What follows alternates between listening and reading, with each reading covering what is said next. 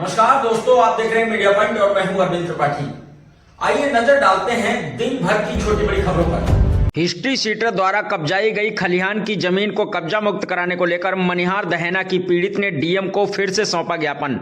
UP के शाहजहांपुर में जिलाधिकारी उमेश प्रताप सिंह को दोबारा पत्र देकर अल्लाहगंज थाना क्षेत्र के गांव मनिहार दहना गांव की रहने वाली पीड़िता उषा पत्नी धर्मवीर सिंह ने बताया कि देवेंद्र उर्फ सुरेंद्र व जयेंद्र पुत्रगण सियाराम निवासी ग्राम मनिहार दहना ने आपराधिक चरित्र एवं दबंगई के चलते क्षेत्र में सरकारी खलिहान स्थित ग्राम साईपुर में गाटा संख्या 115 व ग्राम दहना में गाटा संख्या 80 व 423 पर अवैध रूप से कब्जा करके आलीशान भवन का निर्माण अपनी पत्नी, जो कि पूर्व में प्रधान रही हैं, उनके कार्यकाल में बनवा लिया है। उपरोक्त जयेंद्र हिस्ट्री शीटर है, जिसका लंबा चौड़ा गैंग है, जिसमें देवेंद्र उर्फ सुरेंद्र यादव, सचिन पुत्र देवेंद्र उर्फ सुरेंद्र, राघवेंद्र उर्फ श्याम पुत्र जयंत, सुखवीर पुत्र राम लड़ैते पुत्र कन्हैया, राम कुमार उर्फ जंडैल पुत्र रतिराम आदि शामिल हैं।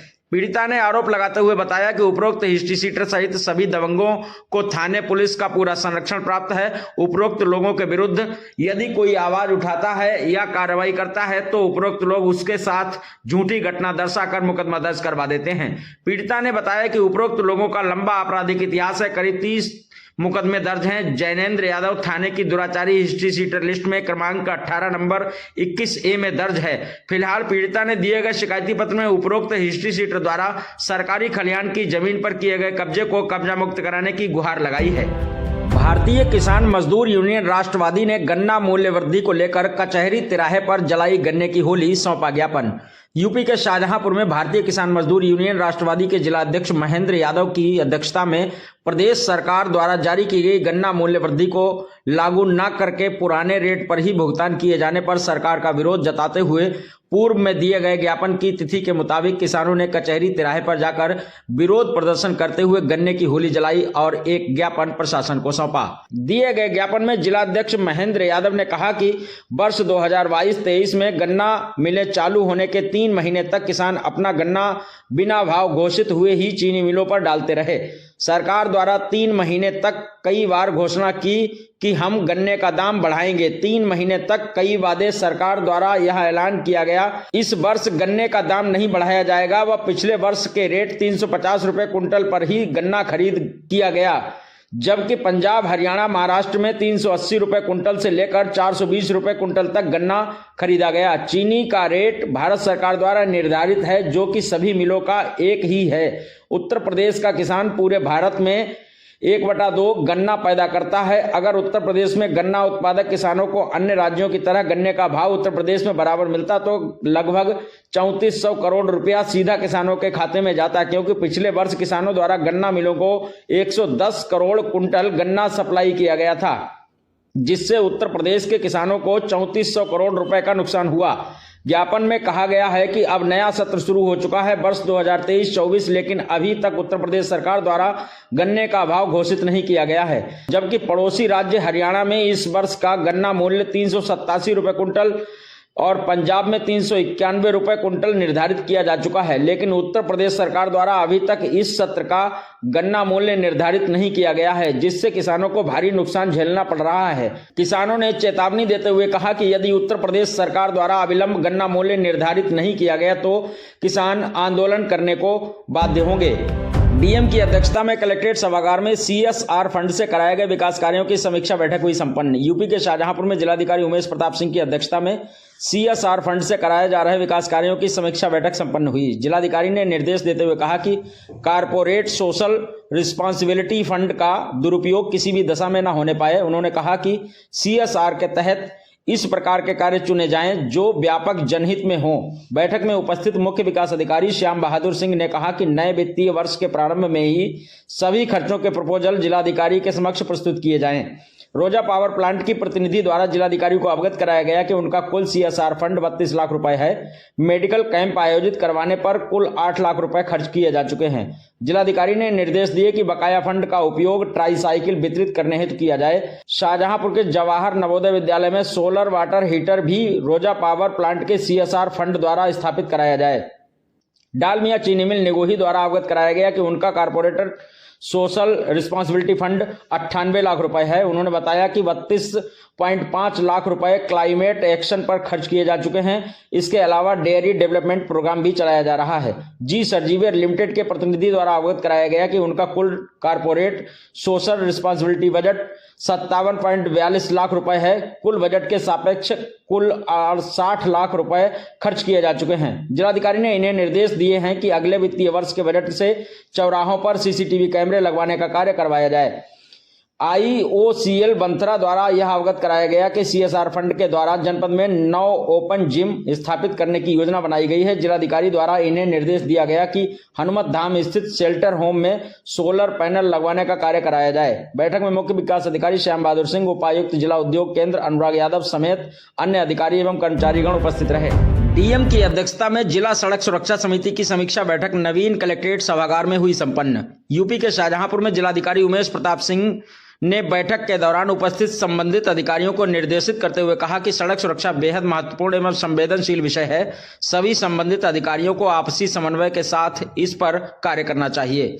पुलिस विभाग के प्रतिनिधि द्वारा जिलाधिकारी को अवगत कराया गया कि विगत महीने बिना हेलमेट कुल चालान 1668, रेड लाइट जंपिंग के कुल 1644, ओवरलोडिंग के कुल 4 तथा ड्रिंक एंड ड्राइविंग के 130 चालान किए गए। संभागीय परिवहन विभाग से ARTO शांति भूषण पांडे द्वारा अवगत कराया गया कि उनके विभाग द्वारा ओवर स्पीडिंग के कुल 606 चालान काटे गए। उन्होंने यह भी बताया कि कुल 106 लाइसेंस विगत माह में निलंबित किए गए हैं। जिलाधिकारी ने निर्देश दिए हैं कि जनपद की सड़कों पर ब्लैक स्पॉट चिन्हित करके उन पर रिपीटर लगवाने का कार्य तत्काल करवाया जाए। ARTO को निर्देशित करते हुए डीएम ने कहा कि वह यह भी सुनिश्चित करें कि स्कूली बसों को लाने ले जाने वाले ई-रिक्शा पर जाली अनिवार्य रूप से लगी हो तथा कोई भी ई-रिक्शा हाईवे पर न चले।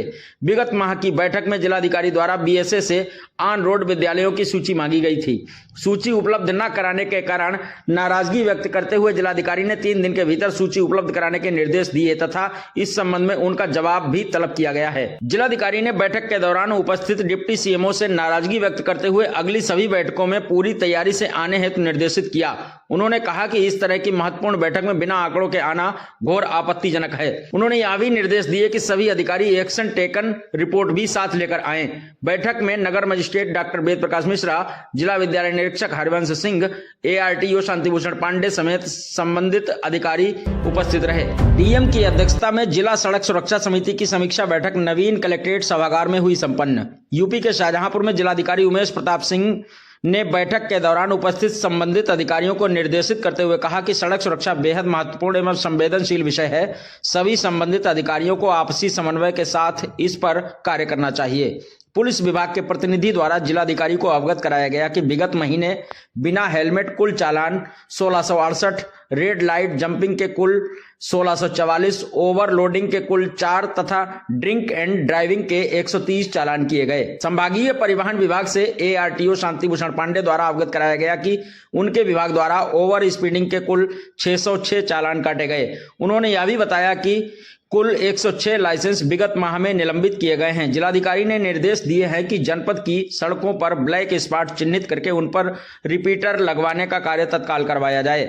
ARTO को निर्देशित करते हुए डीएम ने कहा कि वह यह भी सुनिश्चित करें कि स्कूली बसों को लाने ले जाने वाले ई-रिक्शा पर जाली अनिवार्य रूप से लगी हो तथा कोई भी ई-रिक्शा हाईवे पर न चले। विगत माह की बैठक में जिलाधिकारी द्वारा BSA से ऑन रोड विद्यालयों की सूची मांगी गई थी। सूची उपलब्ध न कराने के कारण नाराजगी व्यक्त करते हुए जिलाधिकारी ने 3 दिन के भीतर सूची उपलब्ध कराने के निर्देश दिए तथा इस संबंध में उनका जवाब भी तलब किया गया है। जिलाधिकारी ने बैठक के दौरान उपस्थित डिप्टी CMO से नाराजगी व्यक्त करते हुए अगली सभी बैठकों में पूरी तैयारी से आने हेतु निर्देशित किया।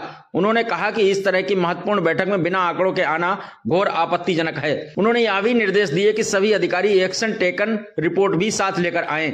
बैठक में नगर मजिस्ट्रेट डॉक्टर वेद प्रकाश मिश्रा, जिला विद्यालय निरीक्षक हरिवंश सिंह, ARTO शांति भूषण पांडे समेत संबंधित अधिकारी उपस्थित रहे। जनता ऑटो रिक्शा ऑनर्स चालक वेलफेयर एसोसिएशन ने कलेक्ट्रेट में सिटी मजिस्ट्रेट को सौंपा ज्ञापन। आपको बताते चलें कि जनता ऑटो रिक्शा चालक वेलफेयर एसोसिएशन द्वारा कलेक्ट्रेट में सिटी मजिस्ट्रेट वेद प्रकाश मिश्रा को ज्ञापन देकर मांग की गई कि केंद्र सरकार द्वारा हिट एंड रन कानून में संशोधन कर ड्राइवर के लिए 10 साल की सजा व जुर्माने का जो प्रावधान रखा गया है वह गलत है।